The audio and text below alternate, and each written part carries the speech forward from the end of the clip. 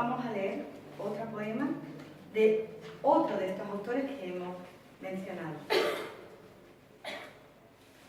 Este es un poema triste, es un poema de lamento, porque los judíos hebreos de aquella época se tienen que ir de Al-Ándalus. ¿De acuerdo?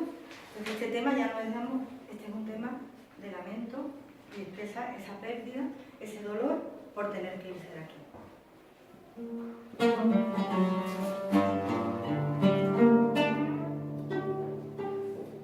Ay, sobre Sefarad ha caído la desgracia.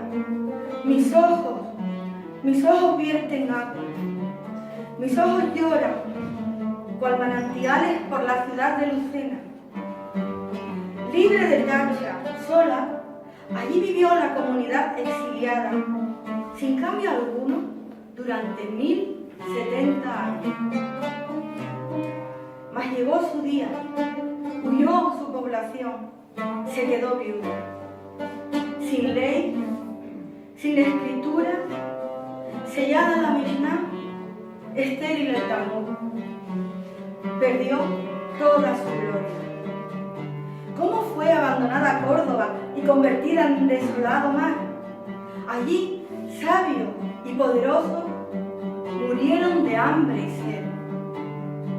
Ningún judío, ni uno solo, ha quedado en Jaén, ni en Almería, ni en Mallorca, ni en Málaga resta refrigerio alguno. Ay, sobre Sefarad ha caído la desgracia. Mis ojos vierten